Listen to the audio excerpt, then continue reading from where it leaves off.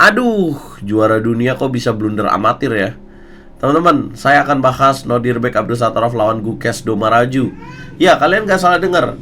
Gukes Domaraju melakukan blunder amatir di game ini. Kok bisa ya? Dan kenapa? Saya akan jelasin di sini sambil kita analisa gamenya. Jangan lupa di like dulu, di share, dan di subscribe, dan nyalakan lonceng notifikasi kalian. Jangan lupa jadi langganan di YouTube RL Chess.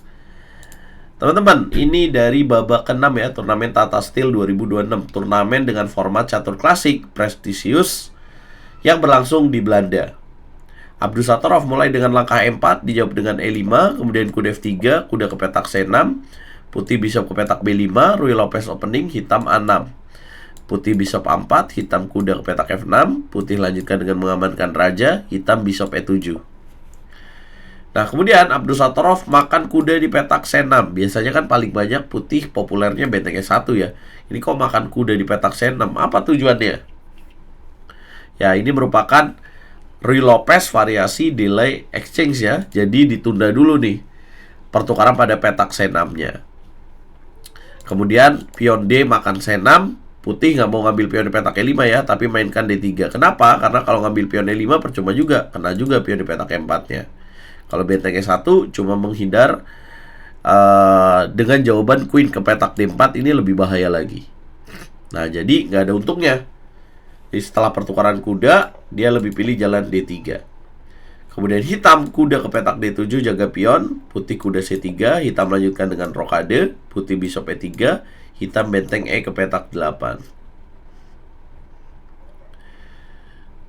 Kemudian putih A4 mencegah B5 ya. Hitam mainkan langkah A5. Kemudian putih raja H1, hitam bishop ke petak D6. Putih lakukan manuver kuda ke petak E2, hitam kuda F8, putih lakukan manuver kuda lagi, dan hitam C5. Masuk middle game, Abdusattorov kuda ke petak D2. Nah, kalian bisa lihat ya, waktunya cukup jauh nih. Abdusattorov sangat cepat jalannya. Kemudian hitam kuda ke petak E6, putih kuda ke petak F5. Hitam bishop F8, putih mainin kudanya lagi mengancam pion E5, dijaga, dan kemudian queen G4. Mulai bahaya, ancaman di langkah ke-17 ini. Apa tujuannya? Mau kuda H6, skak nggak bisa dimakan, dan mau kuda F7. Dapetin skak stair. Hitam taktis, raja geser, kemudian putih queen G3, hitam B6, menjaga pion.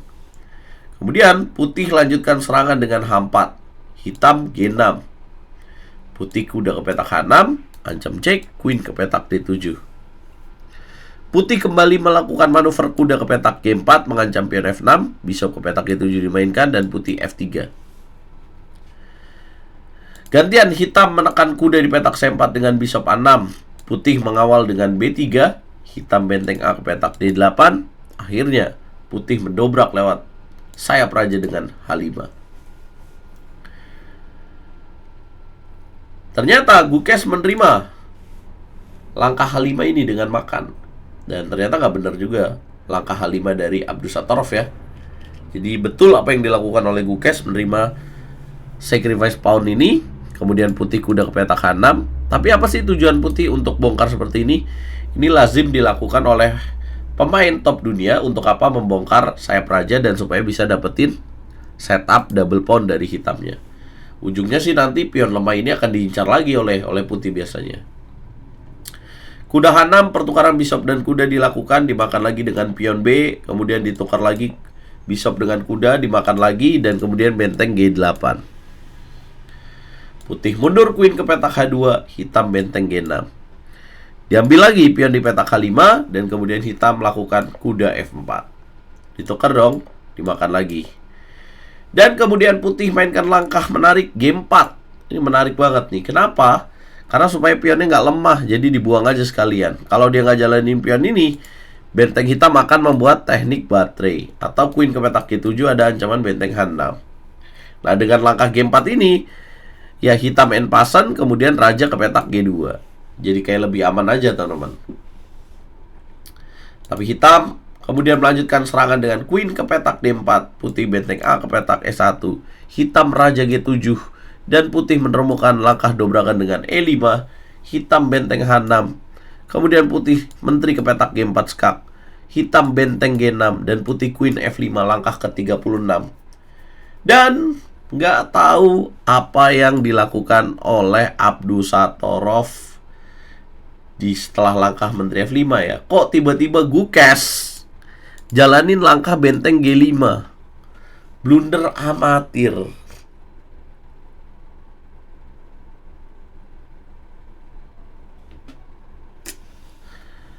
Ya, dia melakukan blunder amatir. Harusnya langkah lebih aman kemana? Benteng F8 dong, kan tujuannya mau menekan sini. Kalau misalkan dorong pion E6, benteng G5. Ya, kemudian apabila queen ke petak E4 tuker, dan kemudian masih bisa F5. Pion ini masih bisa terjaga lah. Nah, dengan blunder benteng G5, maka putih dapatkan queen makan F6 skak dan dapat benteng hitam menyerah. Jadi blundernya fatal banget ya, bikin Gukes langsung menyerah. Tapi kalau lihat waktunya masih 8 menit tuh. Kemudian dia berpikir 3 menitan lebih dan blunder. Apa sih yang terjadi dengan pemain top di dunia kalau misalkan terjadi kayak gini?